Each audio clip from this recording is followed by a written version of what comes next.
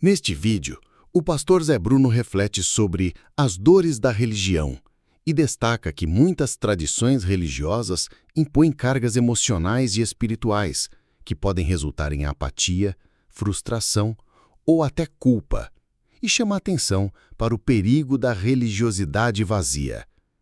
Ele enfatiza a necessidade de vivenciar uma fé genuína, baseada em convicção e relação com Cristo, não apenas no formalismo.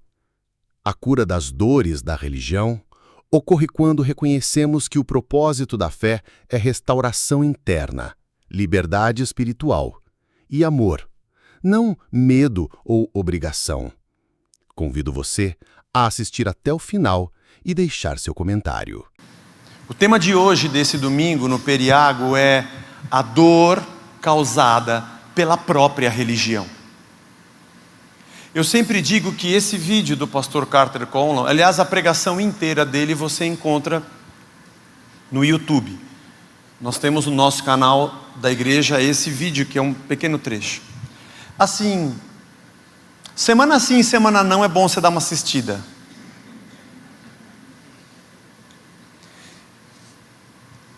Porque, o que nós estamos fazendo aqui, irmãos? Qual o propósito desse nosso ajuntamento? E qual a expectativa que nós temos desse ambiente ou desse prédio no qual chamamos igreja, ao qual chamamos igreja? E o que esse tipo de ambiente tem causado de dor para mim e para você? Quantas dores nós carregamos e quantas mágoas nós temos que foram acumuladas enquanto estávamos dentro de um lugar que supostamente existe para remover de nós as dores e as mágoas. Mateus capítulo 23, não abra, fique como você está, vai estar na tela, só acompanhe, depois em casa você lê. Jesus falou às multidões e aos seus discípulos, dizendo: na cadeira de Moisés se assentaram os escribas e fariseus, portanto façam e observem tudo o que eles disserem a vocês, mas não os imitem em suas obras, porque dizem e não fazem. Atam fardos pesados e difíceis de carregar, e os põem sobre os ombros dos outros, mas eles mesmos nem com o dedo querem movê-los. Praticam todas as suas obras a fim de serem vistos pelos outros, pois alargam os seus filactérios, alongam as franjas das suas capas, gostam do primeiro lugar nos banquetes e das primeiras cadeiras nas sinagogas, as saudações nas praças, de serem chamados de mestre, mas vocês não serão chamados mestre, porque só um é vosso mestre, o mestre de vocês, e todos vocês são irmãos. Aqui na terra não chamem a ninguém de pai, porque só um é vosso pai, o pai de vocês, aquele que está nos céus. Nem queiram ser chamados de guias, porque só um é vosso guia, o guia de vocês, o Cristo. Mas o maior entre vocês será o servo de vocês. Quem se exaltar será humilhado, e quem se humilhar será exaltado. Ai de vocês, escribas e fariseus hipócritas, porque vocês fecham o reino dos céus diante das pessoas, pois vocês mesmos não entram e nem deixam entrar os que estão entrando. Ai de vocês, escribas e fariseus hipócritas, porque vocês devoram as casas das viúvas, e para justificar fazem longas orações, e por isso vocês sofrerão um juízo muito mais severo. Ai de vocês, escribas e fariseus hipócritas, porque vocês percorrem o mar e a terra para fazer um prosélito, e uma vez feito, tornam filho do inferno 2 vezes mais do que vocês. Ai de vocês, guias cegos, que dizem: se alguém jurar pelo santuário, isso não tem importância, mas se alguém jurar pelo ouro do santuário, fica obrigado pelo que jurou. Seus tolos e cegos. Qual é mais importante, o ouro ou o santuário que santifica o ouro? E vocês dizem: se alguém jurar pelo altar, isso não tem importância, mas se alguém jurar pela oferta que está sobre o altar, aí fica obrigado pelo que jurou. Cegos. Qual é mais importante, a oferta ou o altar que santifica a oferta? Portanto, quem jurar pelo altar, jura por ele e por tudo que está sobre ele. E quem jurar pelo santuário, jura por ele e por aquele que nele habita. E quem jurar pelo céu, jura pelo trono de Deus e por aquele que está sentado no trono. Ai de vocês, escribas e fariseus hipócritas, porque vocês dão o dízimo da hortelã, do endro, do cominho, e desprezam os preceitos mais importantes da lei, a justiça, a misericórdia, a fé. Mas vocês deveriam fazer essas coisas sem omitir aquelas, guias cegos. Vocês coam o mosquito e engolem o camelo. Ai de vocês, escribas e fariseus hipócritas, porque vocês limpam o exterior do copo e o prato, mas estes por dentro estão cheios de roubo e de glutonaria. Fariseu cego, limpa primeiro o interior do copo, para que também o seu exterior fique limpo. Ai de vocês, escribas e fariseus hipócritas, porque vocês são semelhantes aos sepulcros, pintados de branco, porque por fora se mostram belos, mas interiormente estão cheios de ossos, de mortos e de toda a podridão. Assim também vocês por fora parecem justos aos olhos dos outros, mas por dentro estão cheios de hipocrisia e de maldade. Ai de vocês, escribas e fariseus hipócritas, porque vocês edificam os sepulcros dos profetas, enfeitam os túmulos dos justos e dizem: se nós tivéssemos vivido nos dias dos nossos pais, não teríamos sido os seus cúmplices quando mataram os profetas. Assim, vocês dão testemunho contra si mesmos de que são filhos dos que mataram os profetas. Portanto, tratem de terminar aquilo que o pai de vocês começaram. Serpentes, raça de víboras, como esperam escapar da condenação do inferno? Por isso, eis que eu lhes envio profetas, sábios e escribas. Uns vocês matarão, a outros crucificarão, e a outros ainda vocês açoitarão nas sinagogas, e perseguirão de cidade em cidade, para que recaia sobre vocês todo o sangue justo derramado sobre a terra, desde o sangue do justo Abel, até o sangue de Zacarias, filho de Baraquias, a quem vocês mataram entre o santuário e o altar. Em verdade lhes digo, que todas estas coisas hão de vir sobre a presente geração. Irmãos, como eu queria ter bastante tempo para falar desse texto. Jesus fala sobre escribas e fariseus, uma classe de profundos conhecedores da lei, que colocavam sobre as pessoas o peso do cumprimento dos 613 mandamentos, sem um pingo de misericórdia. Aliás, fariseus e escribas acreditavam que a salvação estava no equilíbrio, ou melhor, no desequilíbrio entre boas obras e más obras. Como se as pessoas conquistassem a benevolência de Deus pelo cumprimento de leis e mandamentos. A liderança religiosa tem uma tentação que nenhum outro tipo de liderança tem. Líderes comuns podem pensar que são deuses, isso acontece muito. Líderes políticos, alguns deles não pensam que são deuses, têm certeza que são. São os mais psicopatas dos psicopatas. Mas a liderança religiosa, um líder religioso não acha que é Deus. Ele é pior do que isso. Ele se acha acima de Deus. Sim, porque ele já conhece os subterfúgios da religião. Ele marca dia para Deus agir. Marca o dia da vitória, a noite do poder, o dia da cura, o dia do livramento. Ele se sente no poder de mandar Deus fazer as coisas que devem ser feitas. Por isso tem gente tão arrebentada e machucada com as falsas mentiras e hipocrisia de líderes assim. Gente que com seus rituais espiritualescos conseguem ordenar o que querem ou pensam que fazem. Porque a liderança religiosa acha que está sobre Deus e o comanda. Criam mecanismos de controle de pessoas, mecanismos de controles espirituais, perderam a sensibilidade, não são mais sinceros nem verdadeiros, perderam a humildade, perderam o temor, perderam a compaixão, se esqueceram da graça, criaram impérios, esfolam pessoas. Oh, que grande líder religioso, que grande, vamos falar evangélico, né? Que grande ministério ele construiu com o quê? Com o seu suor? Ou com a casa das viúvas, que você entra para fazer longas orações e devora a casa dela? A viúva na cultura judaica deveria ser tratada como alguém que tinha que ser adotada. Ela não tinha pensão, ela não tinha ninguém.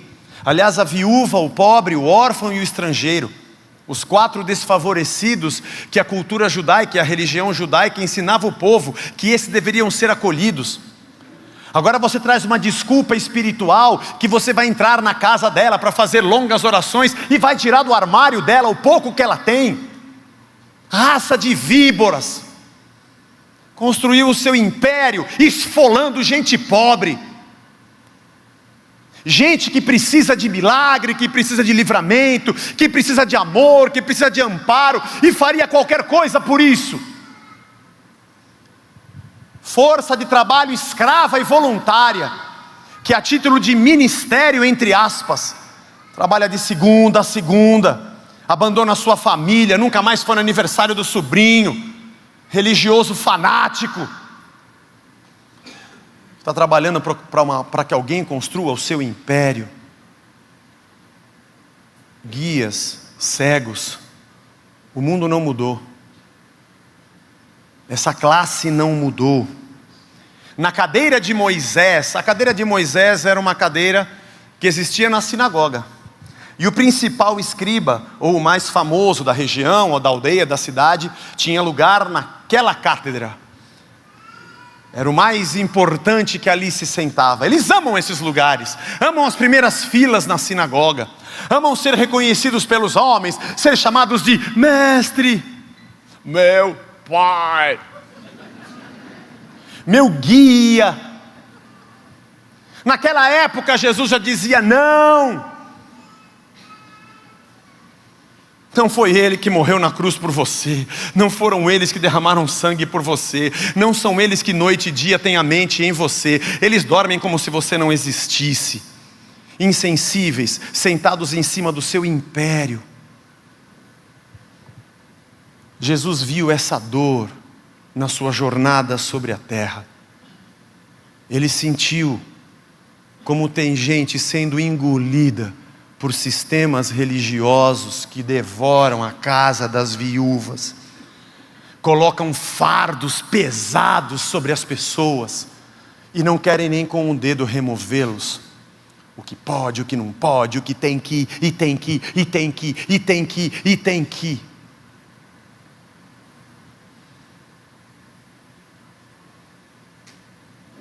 E a multidão dos desgraçados se esfolam para sustentar a família imperial.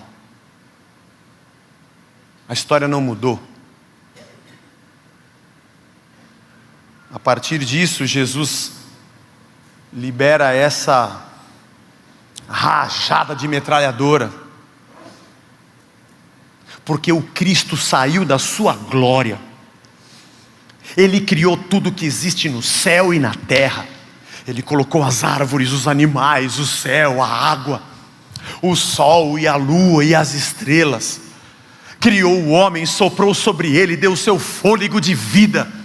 E quando esse homem peca para a morte, Cristo vem e toma o seu lugar, entra na sua pele, vai para a cruz, leva o pecado da humanidade, carrega sobre si a nossa iniquidade, para chegar aqui e encontrar um bando de vagabundos sem vergonha, que se colocam acima de Deus, que espizinham pessoas,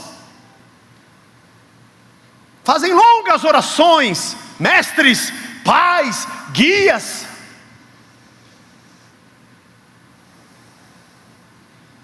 Acho que Cristo olha e fala: o que esses caras estão pensando? Meu? Como é que é? Você é o pai, você é o guia, você é o mestre. O que você fez para isso? Talvez muitos de nós que estamos aqui passamos por dores, porque caímos nas mãos de víboras. Bom, a Casa da Rocha é uma igreja que muitos que vieram para cá, vieram emergente ou afogados num sistema assim. São controladores, são avarentos, e tem uma mistura bombástica, insegurança com vaidade. Porque pessoas inseguras que dependem de um séquito, que dependem de aplausos, são vaidosos e adoram formar os seus bobos na corte. Aliás, música do Resgate que saiu hoje. Todo psicopata tem bobo na corte. E lá estamos nós, dizendo Ave César, fazendo culto ao imperador. Por isso Jesus profere 7 ais. Ai de vocês que fecham o reino, vocês não entram e não deixam ninguém entrar. Não é com sacrifício humano. Meu querido, você está na glória, porque Cristo morreu por nós. Você não depende de mim, nem da minha oração. Eu não sou ninguém, eu sou como você, pecador como você, dependente das mesmas coisas, pagando os mesmos impostos, tomando injeção quando fica doente. Eu não gosto de injeção, você sabe, então eu tomo só o antibiótico, mas se precisar, eles me amarram e dão a injeção e tudo bem. Meu pneu do carro também fura, sabe? Não posso vender para você uma falsa impressão de que o semideus que está aqui em cima tem um poder para dar a você. O Espírito Santo de Deus já habita dentro de você. Você não precisa do meu poder e do poder de homem algum. Vocês devoram as casas das viúvas. Vocês se apoderam e se apropriam do que não é de vocês. Se alguém jurar pelo altar, tudo bem, pelo templo, tudo bem, mas pelo ouro e pela oferta, não. Ávidos por dinheiro. Vai gostar de dinheiro assim lá no quinto dos infernos.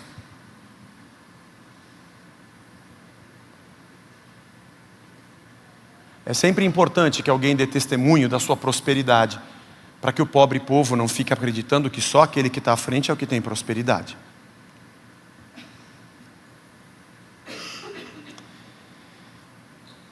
Prosélitos, novos convertidos, Jesus já denunciava isso. Vocês não convertem uma pessoa para que ele seja livre em Deus, mas sim para que seja mais um fanático no exército de fanáticos que vai dizer Ave César e ser um filho do inferno 2 vezes pior do que vocês.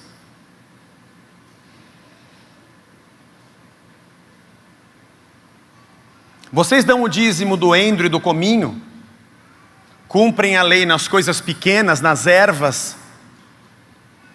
Trouxe uma folhinha do meu cominho que saiu lá no meu vasinho, é minha parte. Mas misericórdia, compaixão, generosidade vocês não têm. Aliás, o copo de vocês e o prato está limpo por fora, mas dentro tem imundícia, porque dentro a comida que está lá, você comprou com a tua corrupção. Dentro do teu prato tem o sangue e o suor de gente pobre, de quem você arrancou a grana.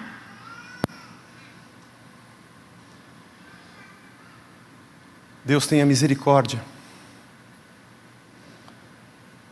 Eles precisam saber que Deus pode ouvi-los em qualquer lugar, que o sangue da cruz de Cristo nos tornou livres, que ninguém pode cobrar para me dar aquilo que Deus já me deu de graça. Cristo conquista na cruz de graça para o homem.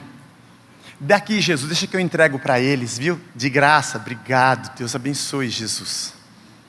Galera, oferta de R$1.000 para cada um para ter.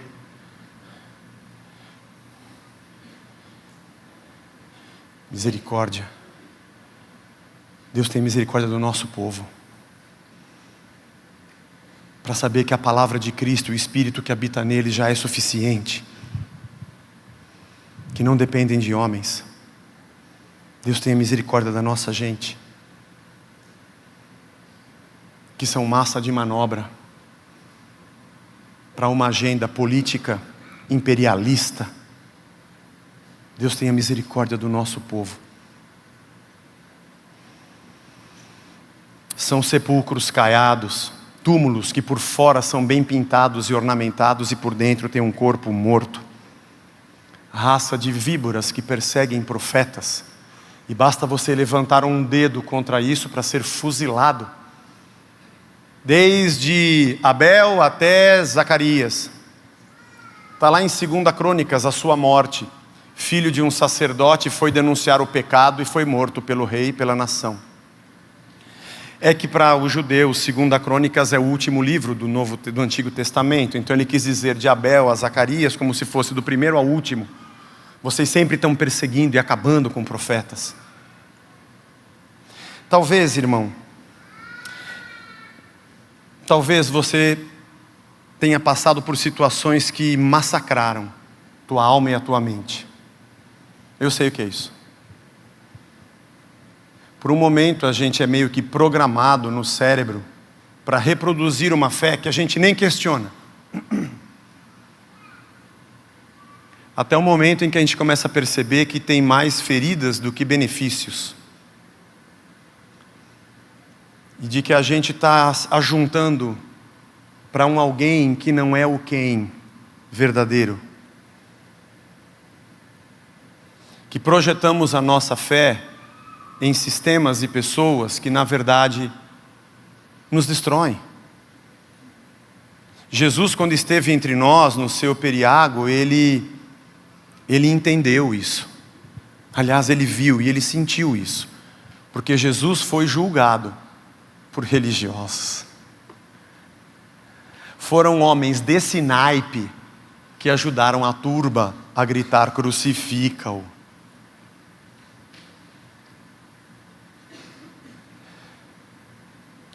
Mas nós temos uma chance, irmãos.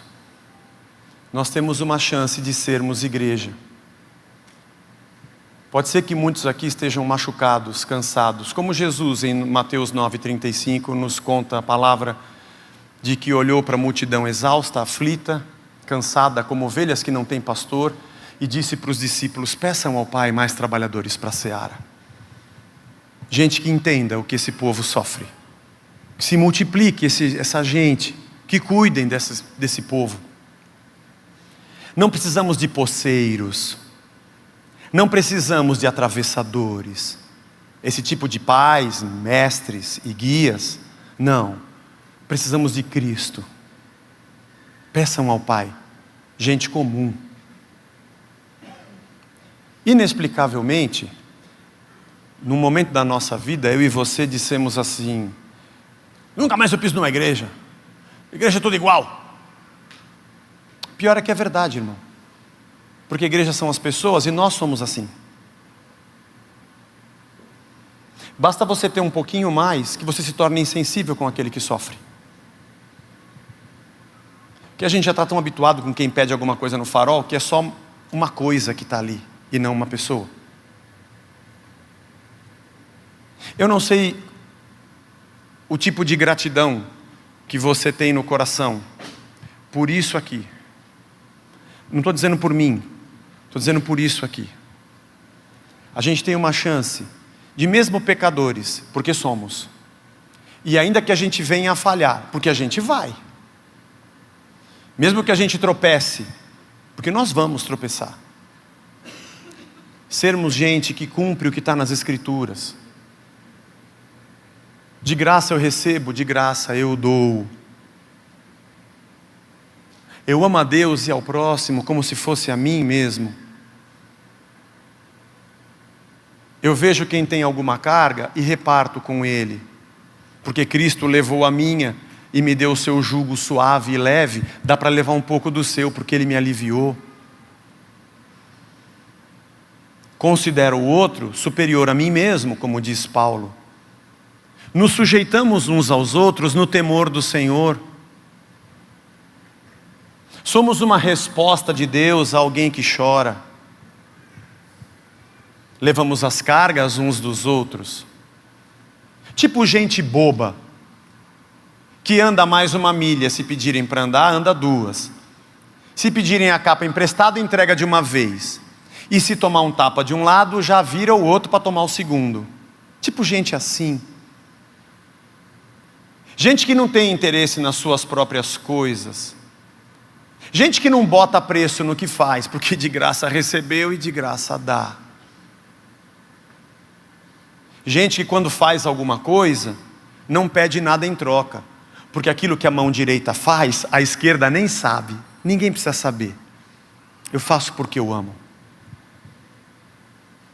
Aliás, gente que se envolve no ministério, não porque está procurando uma igreja que me entenda, alguém que está entendendo o que é ser igreja. Porque se você procura um lugar que seja bom para você, talvez aqui não seja o melhor lugar. E olha, tem muitas igrejas em São Paulo, você digitar igreja evangélica no Google, uau! Mas se você quiser entender que tipo de igreja eu devo ser, para ser bom para o meu próximo, beleza, cai para dentro que é nós. Nosso egoísmo, nosso egocentrismo está nos matando. A gente tem a chance de chegar aqui e sentar no domingo, e antes do Vagnão, alguém aqui vier orar e dizer, ore pelo seu irmão, você não conseguir ficar sentado sem perguntar o nome de quem está do teu lado, porque afinal de contas ele é seu irmão, é o mesmo pai. De você dizer, Senhor, a ferida que eu carrego, que me machucou, eu não vou levar para frente. Quando eu entrei na faculdade, cortaram o meu cabelo, eles pediam para a gente coçar o ouvido com um pincel atômico. E não cortaram o cabelo da gente direitinho, era tudo torto.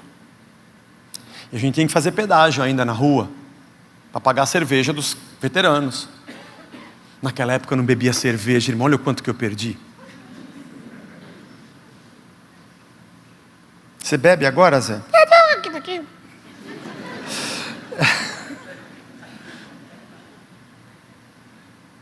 Tem muita gente assistindo agora, Zé, que eles vão pensar, beleza, já não assiste mais, vai para outro lugar.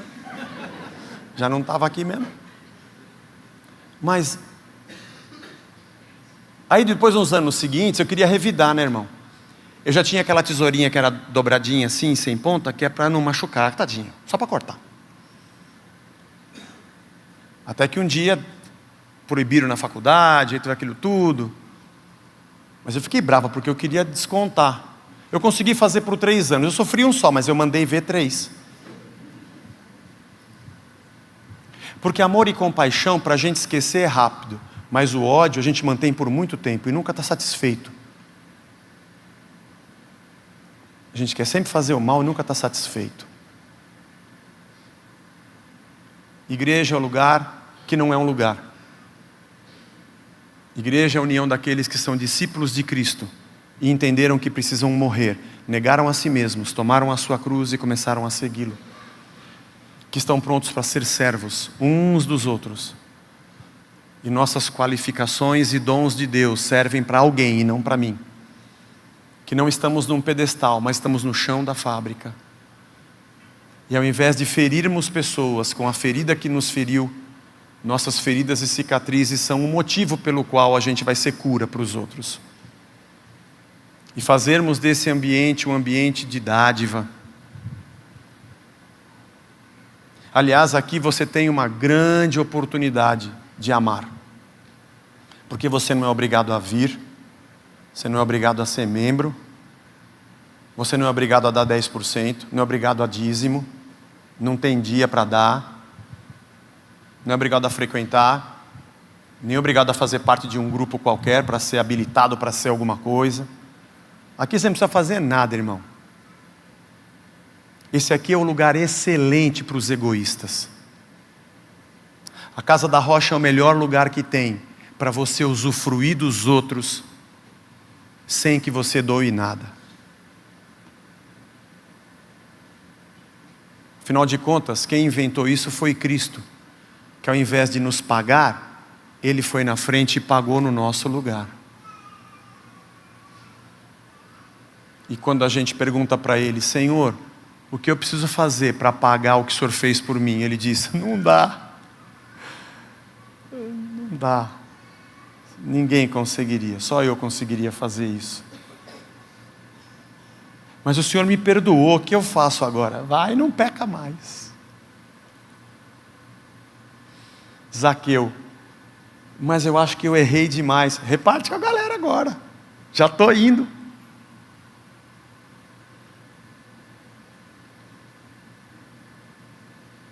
E agora, Senhor?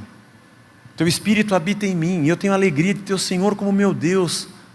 E o Senhor me encheu da tua presença, o Senhor me deu capacidade, o Senhor me deu trabalho, o Senhor me deu saúde. Bom, você pode ser luz e sal, e aquilo que você recebeu, você fazer pelo outro. Eu espero que esse nosso ajuntamento, não depende de mim, depende de você, seja um lugar agradável, e alguém que entre aqui, apesar de ser um pouco quente, o banheiro, eu sei que não está tão legal, eu entro só no masculino, o pessoal erra muito o alvo,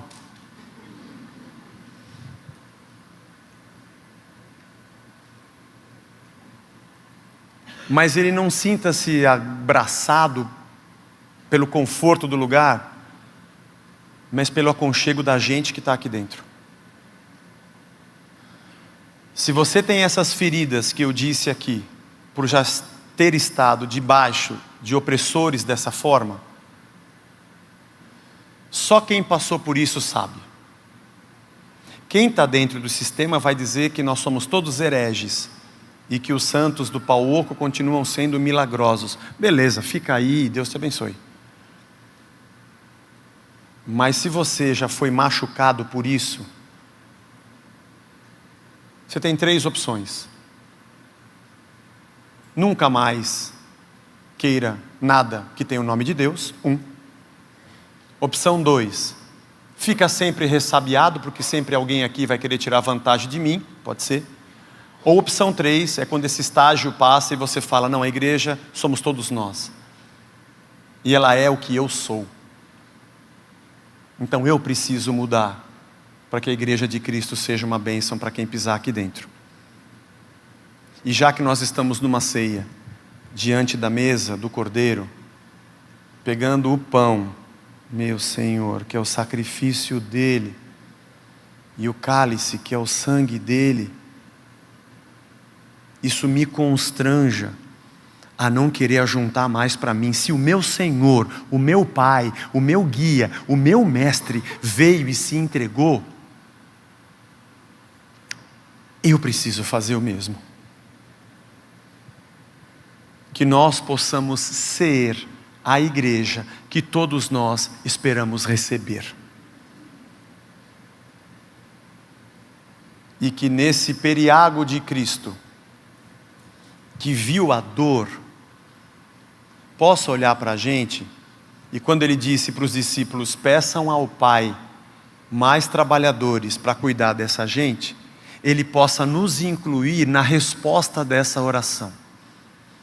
Tem uma galera lá de São Paulo que falaram, estamos aqui, presente, estamos aí, conta com a gente que a gente quer fazer isso aqui. Que legal, então, que bom. Nós queremos ser uma resposta para nós, uns para os outros, e para quem está além dessas 4 paredes. E que Deus nos abençoe. Deus te abençoe a curar as suas feridas. Deus te abençoe a superar isso. Mas eu disse aqui na reunião das 9, que uma das coisas excelentes do passado é que ele já passou. Como disse o mestre Ogway, é um filme evangélico chamado Kung Fu Panda. Ele disse que o futuro é uma coisa que não veio ainda, a gente não sabe, né? E o passado não existe mais, porque ele já foi. O que temos é o agora, que é uma dádiva, por isso que se chama presente. É que se você continuar olhando para o passado e tornando esse passado sempre presente, você vai sempre sofrer o que não precisa mais sofrer. Calma, acabou, passou, já foi. Tudo bem? Legal. Calma, demônio da Tasmânia. Calma. Já foi. Não, eu quero dar murro. Não, sem murro. Calma, passou. Talvez você precise desabafar bastante. O Dr. Darcy fala, quanto mais a gente fala, mais você é livre. Vai lá, tem o Darcy e a Marta. Você pode fazer uma terapia. E eles também são cristãos. E você vai, todas as sessões, vai contar a mesma história por umas 50 vezes. Você vai se sentir melhor. da raiva que você tem. Tem até uns salmos imprecatórios que você pode fazer uma reza deles. Só eu quero que o filho da Babilônia sejam batidos contra as rochas, que Deus seja isso, que sangue dele. Tem uns salmos assim.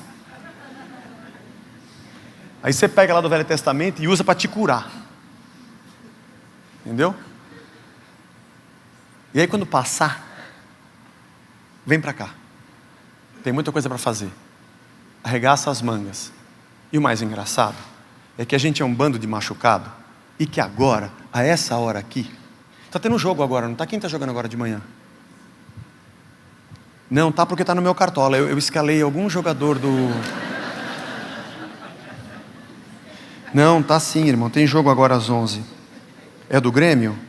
Bom, whatever. Não vai olhar agora que você está no culto, hein? Eu posso, você não. Ó a opressão. Mas você podia estar fazendo outra coisa. Mas a gente está cansado de igreja. E sabe onde a gente está no domingo? Estamos aqui na igreja. Olha nós aqui outra vez.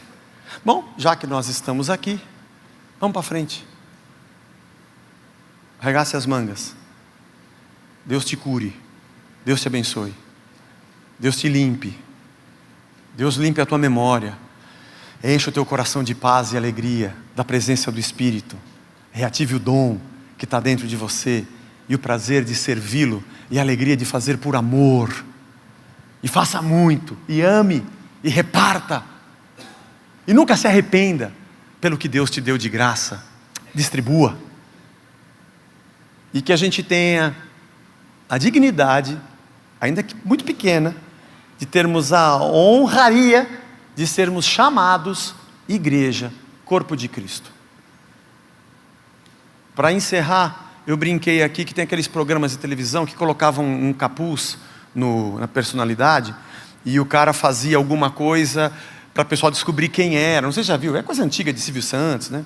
Então se era um pintor, se era um escritor, ou se era um jogador com a bola, tinha que adivinhar quem estava encapuzado. Porque o talento a gente está vendo, só não sabe quem é porque a gente não consegue ver a cabeça. Igreja é assim.